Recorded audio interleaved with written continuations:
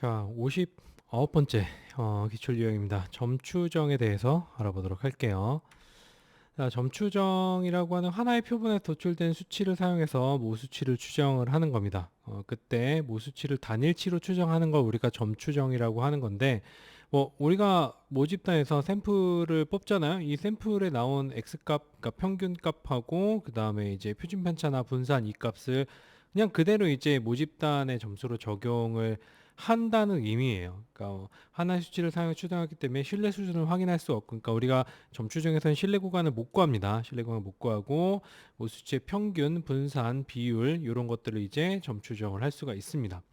자, 공식이에요. 자, 모평균, 평균은 여기는 x 바라고 하는 거는 표본의 값이죠. 그다음에 뮤라고 되어 있는 거는 뭐예요? 얘는 모수치라고 이야기를 해요. 그러니까 결국에는 각 모든 점수 값을 전부 다 더해서 n빵을 시키면은 뭐가 나온다?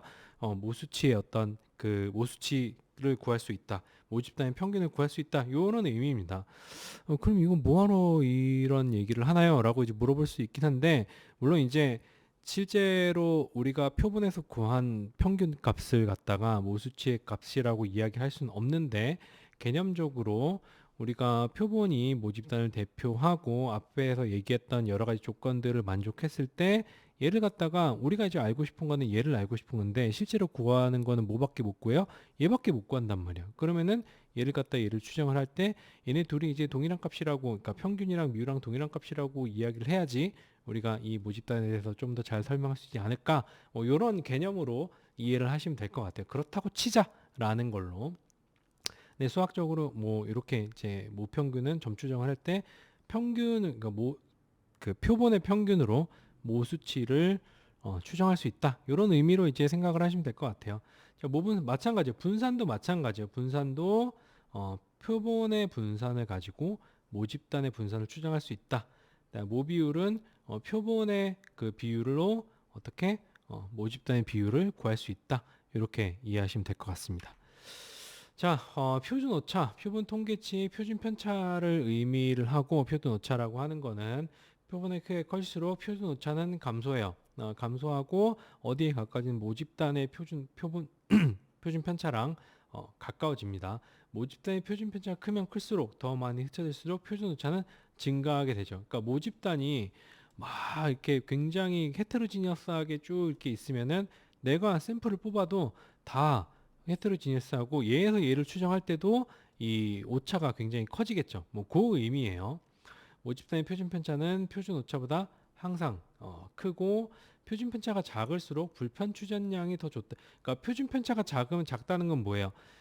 얘가 굉장히 오밀조밀하게 있다는 거죠. 얘가 오밀조밀하게 있다는 건 여기도 굉장히 오밀조밀하게 있다는 거고, 이게 오밀조밀하면은 그러니까 그 얘가 음 얘가 얘라니까 여러분들 그러니까 샘플하고 파퓰레이션이 있을 때 오밀조밀하니까 얘가 오밀조밀하게 되고, 오밀조밀하니까 얘가 샘플이 그 모집단을 추정을 할 때 굉장히 근소한 어떤 오차로, 그러니까 오차가 거의 없는 상태로 추정할 수 있다. 불편 추정량이 좋다. 그러니까 편중되지 않은 추정을 할 수가 있다입니다. 불편 추정량이 좋다라고 하는 거는 편중되지 않은 추정이 가능하다. 요걸 의미합니다. 나머지는 이제 요게 다 공식이에요. 공식이고 표준 편차 x의 표준 편차는 루트 사례수를 시그마로 나눈 거. 그러니까 시그마를 알 수 없을 경우에 그냥 이제 표준 편차를 여기다 그냥 대입해 가지고 표준 오차를 이렇게 구하게 되는 거고, 모 표준 편차는 뭐 시그마를 루트 씌우는 거랑 똑같다라고 이제 이야기를 할 수 있고, 모 비율의 표준 오차는 마찬가지로 이런 공식을 통해서 구합니다. 여러분들이 이제 지금부터는 이제 공식 같은 것들을 항상 머릿속에 기억을 하고 있어야지 이제 문제를 풀 수가 있습니다. 암기하세요. 그러니까 요게 이제 공식이 잘 들어오지 않으면은 모평균의 표준 오차, 모평균의 표준 오차는 어떻게 구한다?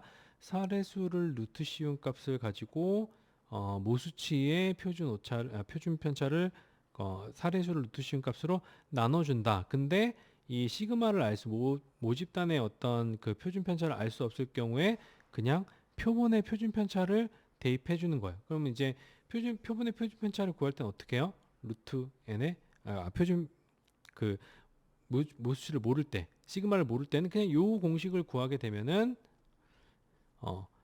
표본의 표준 오차, 모평균의 표준 오차를 이제 구할 수가 있게 됩니다. 자, 뭐 그런 식으로 이제 여러분들이 하나하나씩 풀어가지고 기억을 해두시면은 공식 외우는 것도 그렇게 어렵지 않게 외울 수가 있을 거라고 생각을 하는데, 한번 외워보세요. 자, 문제 풀어보도록 할게요. 모집단의 평균을 추정하기 위해 1000개의 표본을 취해서 정리한 결과 표본 평균은 100, 표준 편차는 5로 계산됐어요. 모평균에 대한 점추정치를 구할 때, 자, 모집단이 뭔지 모르겠는데 여기서 1000개를 뺐대.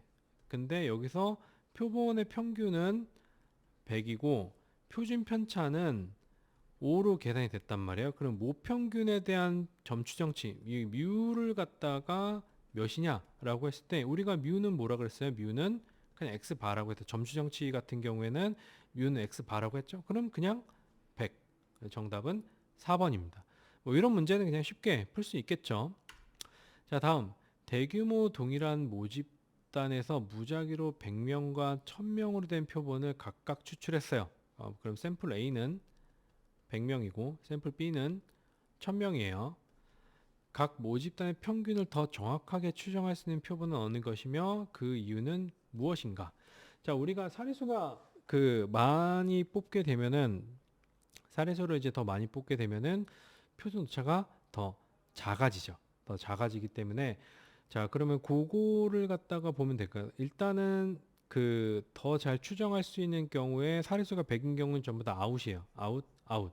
1000인 경우 두 가지가 남았죠. 1000인 경우 두 가지가 남았고 표준 오차가 뭐보다 이게 사례수가 많아지면 표준 오차가 작아진다고 얘기했었죠. 그럼 표준 오차가 n이 100인 경우보다 작기 때문이다. 요게 정답이 됩니다. 자, 이렇게 해서 이제 점추정에 대해서 이제 간단히 알아봤고요. 여러분들이 점추정을 갖다가 공부를 할 때는 이게 개념적으로 좀 이해가 어려울 수는 있어요. 어려울 수는 있는데, 일단 기본적으로 점추정이라고 하는 것은 도대체 수치를 해서 모 수치를 추정하는 거고, 여러분들이 여기 있는 공식들 있죠? 이게 뭘 의미하는지 하나씩 하나씩 외우고 기억을 하면 될 것 같아요.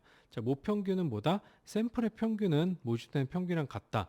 모분산 샘플의 분산은 모집단의 분산과 같고, 자, 분산이 같으니까 표준 편차도 똑같겠죠. 그러니까 그냥 시그마 S하고 시그마랑 이제 동일하다고 이야기할 수 있고, 모비율도 이제 표본의 모비율과 모집단의 모비율이 동일하다고 이야기를 할 수가 있고요.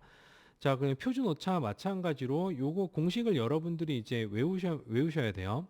자, 시그마를 알 수 없을 경우에는 그냥 표본의 표준 편차를 대입해 가지고 모평균의 표준 오차를 이제 추정을 할 수가 있는 거고, 뭐 표준 편차도 앞에서 얘기했던 것처럼 똑같고, 모비율의 표준 오차도 요 공식에 의해서 여러분들이 이제 구하면 될 것 같습니다. 자, 그래서 점추정 이 정도로 마무리하고 우리는 다음 기출 유형에서 또 다른 내용들을 공부해 보도록 하겠습니다. 수고하셨습니다.